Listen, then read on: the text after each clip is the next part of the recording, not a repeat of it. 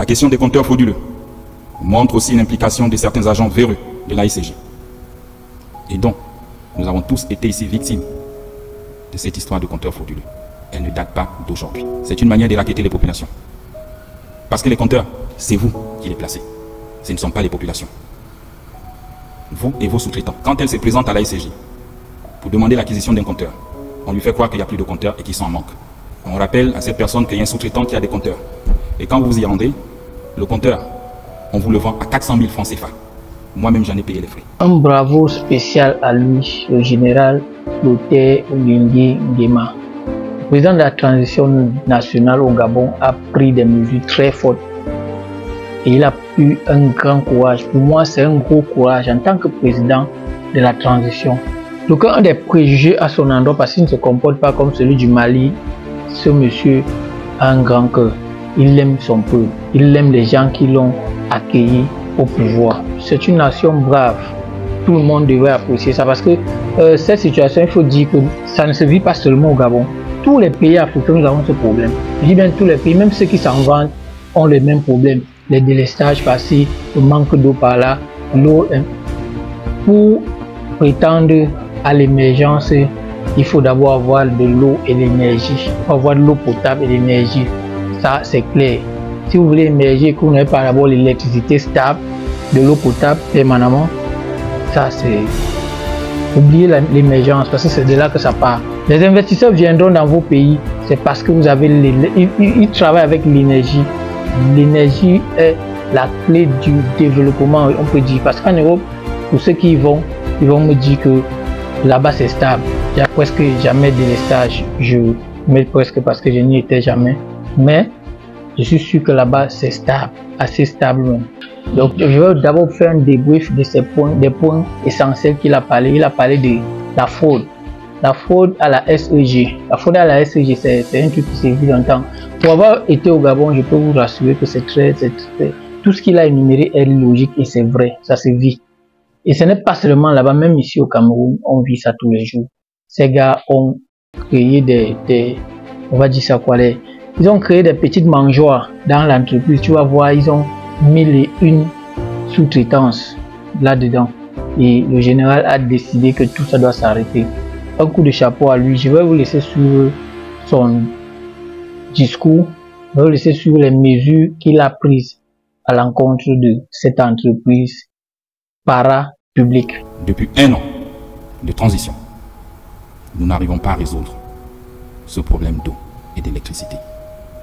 Et c'est devenu même une moquerie chez les plus jeunes qui font des TikTok, des vidéos à votre égard. Depuis notre prise de pouvoir, nous n'avons cessé de vous accompagner, tel que cité par le ministre de l'Énergie. Je comprends que les installations sont vieillissantes, mais il y a un énorme problème d'entretien. La question des compteurs frauduleux montre aussi l'implication de certains agents véreux de la SCJ. Et donc, nous avons tous été ici victimes de cette histoire de compteurs frauduleux. Elle ne date pas d'aujourd'hui. C'est une manière de racketter les populations. Parce que les compteurs, c'est vous qui les placez. Ce ne sont pas les populations. Vous et vos sous-traitants. Quand elle se présente à la SCJ pour demander l'acquisition d'un compteur, on lui fait croire qu'il n'y a plus de compteurs et qu'ils sont en manque. On rappelle à cette personne qu'il y a un sous-traitant qui a des compteurs.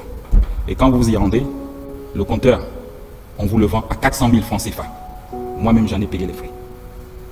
On quitte de 120 000 à 400 000 francs CFA un compteur. Quand vous êtes dans l'urgence, vous êtes obligé de payer ce compteur. Une fois que vous le payez, il est installé par un sous-traitant. Et après, on vous dit qu'il faut codifier le compteur. Il faut encore payer la codification. Vous la payez. Généralement, c'est dans les 150 000 qu'on fait payer. Une fois la codification faite, vous chargez vos tickets EDAN. Et vous avez le reçu de vos tickets. 2 ans plus tard, 3 ans, vous avez la SCG qui repasse sur les lieux en disant votre compteur est frauduleux.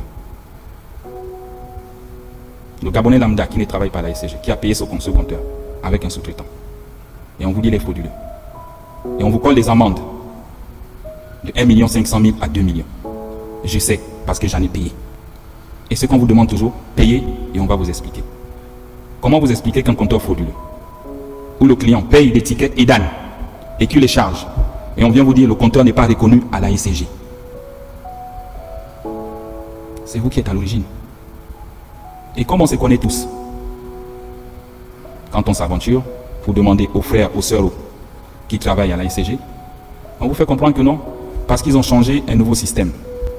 Et comme il faut rattraper les recettes, et ça arrive toujours en fin d'année, la ECG est déficitaire, il faut rattraper les recettes pour payer les fournisseurs, on vous fait comprendre que tous les compteurs ne sont pas reconnus à la ECG. Et donc chaque client revient payer l'amende de 1 million, 1,5 million. N'est-ce pas du vol? Il en est de même pour les compteurs d'eau. Vous aviez des compteurs d'eau que vous installez. Et après, on vous dit le compteur a été volé. Vous déclarez le vol de ce compteur. Donc une perte que la ECG ne vous rembourse pas. 3 mois plus tard, on vous renvoie les factures de ce compteur à votre nom. Et quand vous refusez de payer, vous avez ce système. Si vous ne payez pas, on coupe tous vos compteurs. Donc il faut d'abord payer. Et là, le client paye. Et quand il finit de payer, il vous dit, mais je veux savoir quel est ce compteur qui est utilisé à mon nom. Vous êtes incapable de retrouver ce compteur. J'en ai payé les frais.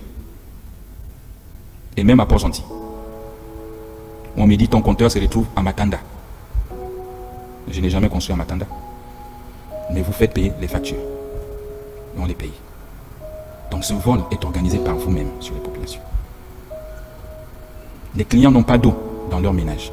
Quand on ouvre le robinet, c'est juste de l'air qui sort. Mais pourquoi vous faites payer les clients des compteurs où il n'y a pas d'eau? Ça nous fait mal à tous de voir nos mamans au quartier payer 5 000, 10 000 sur un compteur où il n'y a pas d'eau. Non, on paye l'entretien. Quel entretien? C'est un système mafieux. Il faut qu'on se dise la vérité. Pour augmenter vos recettes, on vole les populations. Ça ne nous enchante pas. Il faut changer ces comportements. Et si vous ne changez pas, on prendra une décision. Un compteur, c'est un peu comme chez nous avec nos Motorola. Mettez le même système que les militaires. Quand j'allume mon Motorola, ça signale à l'état-major. Ça indique la position. Donc vous ne pouvez pas installer les compteurs dans la ville et vous dites que vous ne savez pas là où ils sont. C'est encouragé par vous-même. Malgré les recettes réalisées, la ECG ne parvient même pas à régler ses fournisseurs. C'est honteux. Quand on habite la maison de quelqu'un qui vous fournit les services, il faut les payer. Vous ne pouvez pas faire 2 mois, 3 mois, vous louez la maison de quelqu'un, vous ne payez pas. C'est la même chose avec la société de patrimoine, il faut payer.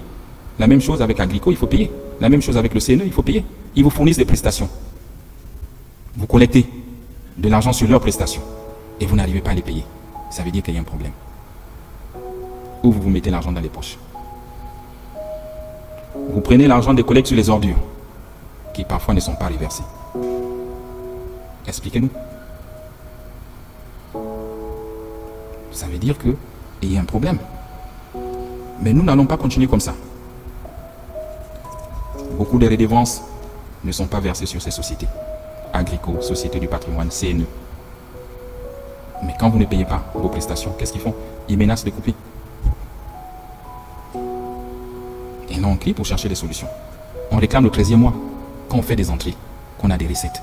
Comment demander à une société qui ne fait pas d'entrée qu'on puisse lui payer le 13e mois? Et demander à vos responsables d'aller prêter de l'argent à BGFI pour venir vous payer le 13e mois. C'est encore créer la dette. C'est créer la dette.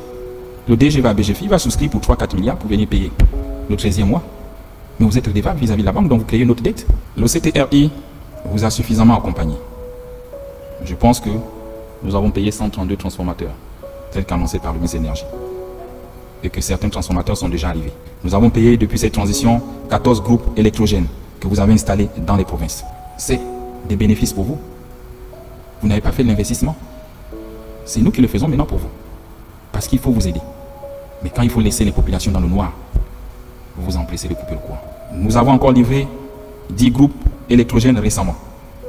Et qui sont dans vos magasins. Je suis sidéré d'entendre Sur 2500 agents de la SCJ, vous n'arrivez pas à mettre ces groupes en marche depuis 2 mois qu'ils sont arrivés. Ou vous n'êtes pas des techniciens, ou vous ne connaissez pas votre métier. Et si on ne le connaît pas, il faut démissionner. Un homme militaire disait, c'est honteux de faire un métier que l'on ne connaît pas. On vous a livré 10 groupes gratuitement qui sont là. Depuis 2 mois, on n'aurait pas vécu cette situation. 10 groupes de 2,5 MW. Multiplié par 10, ça fait combien de mégawatts qu'on gagne? Et on se plaint. Donc vous-même, vous êtes incompétent. Je ne peux pas être militaire dans ma carrière, on me livre 10 Kalachnikov. Au bout de 2 mois, je ne sais pas utiliser. Ça veut dire qu'il y a un problème. Soit vous le faites exprès pour laisser les Gabonais dans le noir. Parce que tous autant que vous êtes diplômés de Polytech. Quand on regarde les CV, vous êtes tous des ingénieurs. Ou à moins que ces CV nous trompent. 2 mois, on n'arrive pas à brancher 10 groupes. Et là, nous avons encore 7 groupes supplémentaires à mer qui sont en train d'arriver. Ce serait la même chose. Donc pourquoi demander de refaire l'investissement, d'acheter des groupes si vous ne savez pas les brancher? Nous avons fait venir la centrale flottante, comme disait le ministre de l'Énergie. Elle est au large de nos côtes. Je pense que dans 2 mois, ils vont trouver des lignes pour la raccorder. Qu'est-ce que vous proposez à la place, dans l'urgence, au-delà des critiques, où chacun va sur les réseaux sociaux et faire ce qu'il veut? Donnez une solution pour qu'on puisse avoir 150 MW dans les 2 mois. Donnez-moi une solution. Vous n'en avez pas. Mais vous êtes fort pour critiquer ce qui s'est fait. Vous êtes incapable d'applaudir les bienfaits. Nous avons fait venir 22 500 compteurs d'électricité qui sont déjà livrés et qui sont là. À terme, pour le Gabon, je pense qu'il faut 400 000 compteurs. C'est ce type de compteur que nous voulons. Maintenant, vous devez m'échanger tous les anciens compteurs pour qu'on ne se retrouve plus dans la fraude. Si vous ne voulez pas travailler, laissez la place à d'autres. Oui, autant des Divungi, on n'a pas connu ça. Et je le dis. Regardez les images qui vous ont été présentées. C'est honteux. Je veux même croire que vous faites boire des Gabonais de l'eau impropre à la consommation. Oui, quand on regarde les images, c'est bien ça. Et vous êtes content de récupérer leur argent chaque fin du mois. La mise sous administration provisoire nous amène à ce qui suit. La revue des salaires et des avantages à la baisse. Celui qui n'est pas content, il dépose sa démission. Pour l'administrateur provisoire, c'est 5 millions. Et des avantages plafonnés. Au-dessus de ça, vous êtes sanctionné. Je ne veux plus entendre des salaires de 10 millions, de 15 millions, de 20 millions. C'est fini. Les généraux ici, même 5 étoiles, personne n'a un salaire de 5 millions. On atteint 3 millions quand on a 5 étoiles. Et avec la durée. Et après, vous partez à la retraite. Regardez notre client. Donc 5 millions, c'est largement suffisant pour un Gabonais directeur de vivre avec sa famille. Je ne veux pas entendre les salaires de 7 millions ou 8 millions. Et le colonel Stéphane, je vous prie d'appliquer la grille avec fermeté et avec rigueur. Et vous avez l'administrateur provisoire, donc Jean Indundu. Vous êtes un ancien de la boîte. Nous vous avons choisi pour essayer de ramener l'harmonie. Vous avez 33 ans de boîte, plus 4 ans à la Société de patrimoine si je me trompe. J'attends de vous la fermeté, le courage, de me briser le système et de me faire tomber les têtes. Ils ne sont pas vos amis. C'est fini l'amitié. J'attends des audits. Et c'est ton défi. Retrouver une trésorerie comptable positive d'ici 2025. J'ai dit je t'accorde 6 mois. À la CNSS, il s'en sort. Donc toi aussi tu devrais t'en sortir dans les 6 mois. L'adoption du plan Transfo 2025. Il est détaillé avec un tableau de bord que je vais te remettre à la fin. Sur ce tableau, tu as plusieurs axes. La stabilisation de la fourniture d'électricité et eau sur toute l'étendue du territoire avant 2025. Transformation du bilan comptable de moins 30 milliards par an, actuellement à plus 10 milliards par an. Et lutter contre les fraudes. L'amélioration de l'expérience utilisateur et service client sur toute l'étendue du territoire. La baisse du prix de l'énergie, comme le veulent les Gabonais. Tu dois trouver des mécanismes. La dissolution de tous les contrats des sous-traitants. Je ne veux plus entendre parler des sous-traitants. Je t'ai dit, c'est le retour aux fondamentaux. Comme au début, c'est la SCG qui fait tout. Je ne veux plus entendre parler des sous-traitants. À l'exception des fournisseurs du carburant, des gaz, des services d'entretien.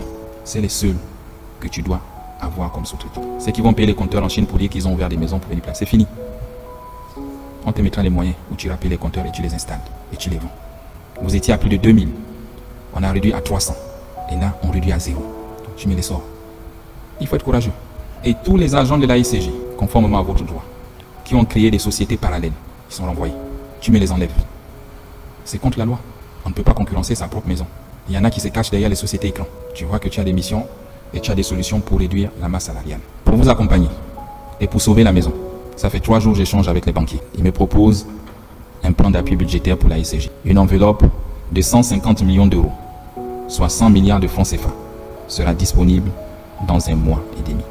Que l'on se mette tous au travail pour que ces mesures marchent. L'essor vers la félicité que les Gabonais attendent passe par la mise à disposition d'une plus grande capacité énergétique. On ne peut se prétendre un pays développé si on n'a pas d'énergie, si on n'arrive pas à fournir de l'eau dans les ménages. Et ça fait honte. Je vous dis, regardez ce que nous sommes tous en train de réussir pour les Gabonais. Comment ils sont contents. Comment ils applaudissent dans les quartiers. Et la tâche d'huile, c'est l'AECG. Le CTR, il veut apporter de l'eau dans le robinet de tous les Gabonais. Cet objectif doit être perçu par tous comme un intérêt supérieur de la nation. Il se situe au-dessus des calculs syndicaux et des égos inutiles qui n'ont jamais rien apporté à ce pays depuis plus de 64 ans. Vous faites la guerre. Pourquoi?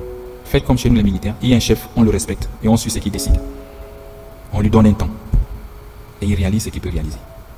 Parce que demain, vous aussi, vous serez chef. Et si vous ne l'accompagnez pas, ceux qui vous regardent, quand vous serez chef, ils ne vont pas aussi vous accompagner. Ils vous feront les mêmes coups bas que nous appelons les pots de banane. Ça, ce sont des actes vraiment à féliciter. Ça, c'est une leçon pour les autres présidents, pour les autres nations, pour ceux-là qui pensent que diriger, c'est seulement dans leur bureau.